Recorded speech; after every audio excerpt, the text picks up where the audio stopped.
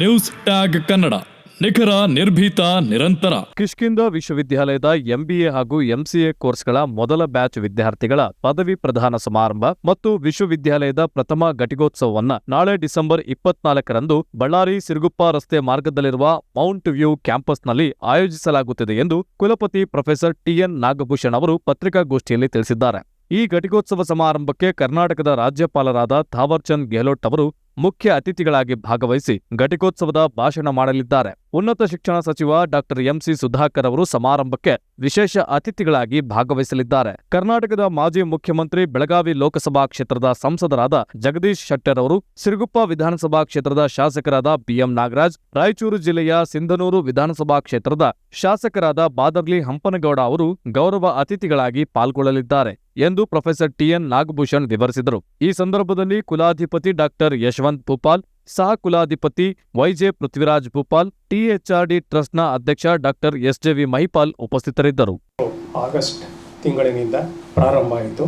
ಈ ಮೊದಲನೇ ವರ್ಷಕ್ಕೆ ಎಂಸಿಎ ಮತ್ತು ಎಂಬಿಎ ಕೋರ್ಸ್ಗಳಿಗೆ ಸೇರಿದಂಥ ವಿದ್ಯಾರ್ಥಿಗಳು ತಮ್ಮ ಸಂಬಂಧಪಟ್ಟ ವಿಷಯಗಳನ್ನೆಲ್ಲ ಜ್ಞಾನಾರ್ಜನೆ ಮಾಡಿ ಪರೀಕ್ಷೆಯಲ್ಲಿ ತೇರ್ಗಡೆಯಾಗಿ ಅವರು ಡಿಗ್ರಿಯನ್ನು ಮುಗಿಸಿದ್ದಾರೆ. ತತ್ಸಂಬಂಧವಾಗಿ ನಮ್ಮದು ಪ್ರೈವೇಟ್ ಯೂನಿವರ್ಸಿಟಿ ಆಗಿರೋದ್ರಿಂದ ಪ್ರಥಮ ಘಟಿಕೋತ್ಸವನ ನಾವು ಆಯೋಜಿಸಿದ್ದೇವೆ. ಇದೇ ಡಿಸೆಂಬರ್ 24ನೇ ತಾರೀಕು ಸಿರಿಗುಪ್ಪ ಬಳ್ಳಾರಿ ಮಧ್ಯ ಸಿಂದಗೇರಿ ಹತ್ರ 50 ಎಕರೆ ವಿಸ್ತಾರವಾದಂತಹ ಕ್ಯಾಂಪಸ್ನಲ್ಲಿ ನಮ್ಮ ವಿಶ್ವವಿದ್ಯಾನಿಲಯವು ಕಾರ್ಯನಿರ್ವಹಿಸ್ತಾ ಇದೆ. ಘಟಿಕೋತ್ಸವನ ನಾವು ಈ ಹೊಸ ಕ್ಯಾಂಪಸ್ನಲ್ಲೇ ನಾವು ಮಾಡಲಿದ್ದೇವೆ. ಸಮಾರಂಭಕ್ಕೆ ಗೌರವಾನ್ವಿತ ರಾಜ್ಯಪಾಲರಾದ ಶ್ರೀ ಥಾವರ್ಚಂದ್ ಗೆಹ್ಲೋಟ್ ಅವರು ಬಂದು ಮುಖ್ಯ ಅತಿಥಿಗಳಾಗಿ, ಮತ್ತು ಅವರು ನಮಗೆ ವಿಸಿಟರ್ ಆಫ್ ದ ಯೂನಿವರ್ಸಿಟಿ ಅಂತ ಕರಿತೀವಿ ಅವರನ್ನು, ಅವರು ಬಂದು ಮುಖ್ಯ ಅತಿಥಿಗಳಾಗಿ ಘಟಿಕೋತ್ಸವದ ಭಾಷಣವನ್ನು ಮಾಡಲಿಕ್ಕೆ ಒಪ್ಕೊಂಡಿದ್ದಾರೆ. ಮಾನ್ಯ Shri MC Sudhakar, minister for higher education, ಅವರು ಪ್ರೋ ವಿಸಿಟರ್ ಅಂತ ನಮ್ಮ ಪ್ರೈವೇಟ್ ಯೂನಿವರ್ಸಿಟೀಸ್ಗೆ ಅವರು ಸಹ ವಿಶೇಷ ಅತಿಥಿಗಳಾಗಿ ಬಂದು ನಮ್ಮ ಘಟಿಕೋತ್ಸವದಲ್ಲಿ ಪಾಲ್ಗೊಳ್ಳಲಿದ್ದಾರೆ.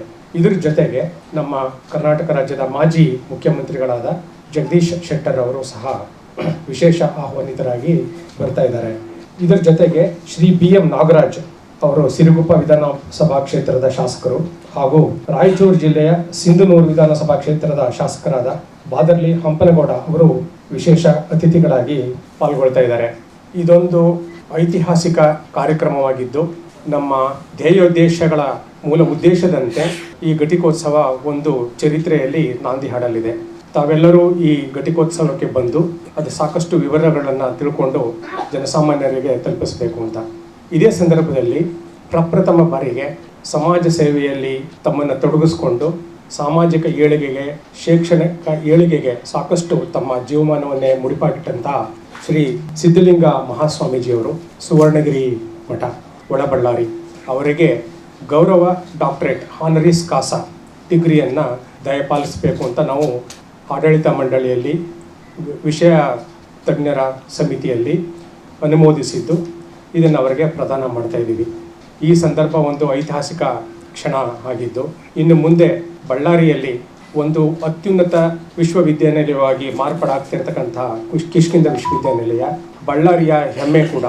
ಈ ಬಳ್ಳಾರಿಯ ಜನತೆಗೆ ಮತ್ತು ಸುತ್ತಮುತ್ತಲಿನ ನೆರೆ ಜಿಲ್ಲೆಗಳಿಗೂ ಕೂಡ ಇದು ಒಂದು 2 ವರ್ಷದಿಂದ ಇಲ್ಲೇ ನಡೆಸಿದಂಥ ಪ್ರೆಸ್ ಕಾನ್ಫರೆನ್ಸಲ್ಲಿ ಹೇಳಿದ್ದು. ಅದೇ ರೀತಿ ಬೆಂಗಳೂರಿನಲ್ಲಿ ಏನೆಲ್ಲ ಸೌಕರ್ಯಗಳಿದೆ ಅದಕ್ಕಿಂತ ಹೆಚ್ಚಿನ ಸೌಕರ್ಯಗಳು, ಫೆಸಿಲಿಟೀಸ್ಗಳನ್ನ ನಾವು ಕ್ರಿಯೇಟ್ ಮಾಡಿದ್ದೀವಿ. ಇದರಲ್ಲಿ ವರ್ಲ್ಡ್ ಕ್ಲಾಸ್ ಫೆಸಿಲಿಟೀಸ್ಗಳಿದೆ ಎಲ್ಲ ಥರ. ತಾವು ಎಲ್ಲರೂ ಬಂದು ನೋಡಿ ಅದನ್ನು ಗಮನಿಸಬೇಕಾಗಿ ನಾನು ಕೇಳ್ಕೊತಾ ಇದ್ದೀನಿ.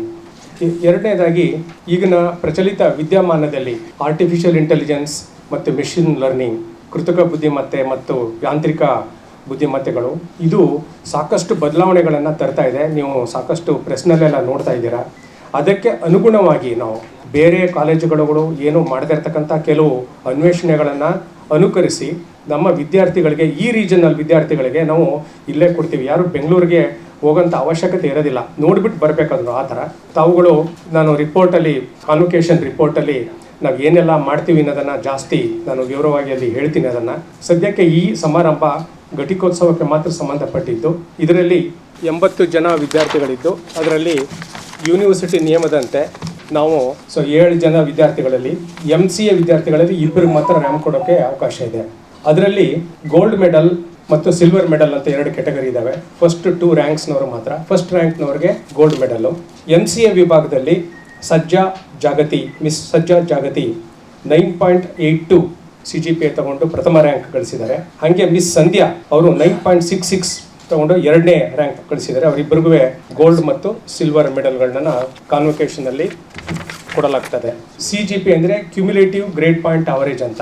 ಈಗಿನ ವಿದ್ಯಾಭ್ಯಾಸದ ಕ್ರಮದಲ್ಲಿ ಹಿಂದೆಲ್ಲ ಪರ್ಸೆಂಟೇಜ್ ಅಂತ ಇದ್ವು, ಇಕ್ವಲೆಂಟ್ ಆಗಿ ಕನ್ವರ್ಟ್ ಮಾಡಿ 1 to 10 ಸ್ಕೇಲ್ ಅಲ್ಲಿ ಎಷ್ಟು ಬರುತ್ತೆ ಅಂತ ಕನ್ವರ್ಟ್ ಮಾಡ್ತೀವಿ. ಅದನ್ನೇ ಈಗ ಪ್ರಪಂಚಾದ್ಯಂತ ಯೂಸ್ ಮಾಡ್ತಾ ಇರೋದು CGPA ಅಂತ, ಕ್ಯುಮ್ಯುಲೇಟಿವ್ ಗ್ರೇಡ್ ಪಾಯಿಂಟ್ ಅವರೇಜ್ ಅಂತ, ಆಸ್ ಪರ್ UGC ನಾರ್ಮ್ಸ್ ಅದು.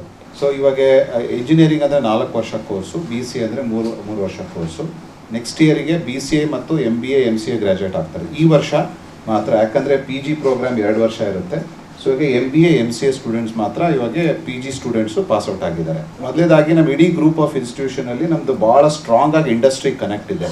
ನೀವು ನೋಡಿರ್ಬೋದು ಹೇಗೆ ನಮ್ಮದು ಅದು ಸಿಸ್ಟರ್ ಕನ್ಸರ್ನ್ ಇನ್ಸ್ಟಿಟ್ಯೂಷನ್ BITM ಅಲ್ಲಿ ನಮ್ಮ ಹುಡುಗರು 30 ಲಕ್ಷ ಪ್ಯಾಕೇಜ್ ತೊಗೊಂಡಿದ್ದಾರೆ, 40 ಲಕ್ಷ ತೊಗೊಂಡಿರೋದು ಒಂದು ಕೆಲವು ಉದಾಹರಣೆಗಳು ನಾವು ನಿಮಗೆ ಹೇಳ್ಬೋದು. ಬಟ್ ಈ ವರ್ಷ ನಮ್ಮ ಕಿಷ್ಕಿಂಧ ವಿಶ್ವವಿದ್ಯಾಲಯದಲ್ಲಿ MBA MCA ಸ್ಟೂಡೆಂಟ್ಸ್ ಏನು ಇವಾಗ ಅವರು ಪಾಸ್ಔಟ್ ಆಗಿದ್ದಾರೆ, ಅಲ್ಲಿ ನಮ್ಗೆ ಇವಾಗ ಪ್ಲೇಸ್ಮೆಂಟ್ಸ್ ಅಲ್ಲಿಂದ ಒಂದು ಇನ್ಫಾರ್ಮೇಶನ್ ಏನಪ್ಪ ಅಂದರೆ 50 ಜನಕ್ಕೆ ಜಾಬ್ ಆಗಿದೆ. ಆವರೇಜ್ ಪ್ಯಾಕೇಜು 4.5 lakhs ಬಂದಿದೆ. ಕಿಷ್ಕಿಂಧ ವಿಶ್ವವಿದ್ಯಾಲಯ students total together PG students of together both MBA and MCA ಸೇರಿ ಒಂದು 80 ಸ್ಟೂಡೆಂಟ್ಸ್ ಇದ್ದಾರೆ. ಅದರಲ್ಲಿ ಈ ವರ್ಷ ಒಂದು 50 ಜನಕ್ಕೆ ಜಾಬ್ ಆಗಿದೆ, 4.5 lakhs ಜಾಬ್ ಸಿಕ್ಕಿದೆ. ಪ್ಲಸ್ ಇನ್ನೊಂದು ಬಹಳ ಮುಖ್ಯವಾದ ಕಾರಣ ಏನಪ್ಪ ಅಂತಂದರೆ, ನಮ್ಮ ವಿಶ್ವವಿದ್ಯಾಲಯ is a growing institution and ನಮ್ಮದಾದ MBA ಸ್ಟೂಡೆಂಟ್ಸು MCA ಸ್ಟೂಡೆಂಟ್ಸ್ ಕೂಡ ಮುಂದೆ PhD ಕೂಡ ಅಪ್ಲೈ ಮಾಡ್ತಾ ಇದ್ದಾರೆ. ಅದು ಕೂಡ ಭಾಳ ನಮಗೆ ಖುಷಿ ಅನಿಸುತ್ತೆ. ನಮ್ಮ ದೇಶ ಮುಂದೆ ಬರಬೇಕಂತಂದರೆ research is a very important component. So ಅದ್ರ ಬಗ್ಗೆ ಕೂಡ ನಾವು ಭಾಳ ಅವರಿಗೆ ಒತ್ತಾಯ ಕೊಡ್ತಾ ಇದ್ದೀವಿ.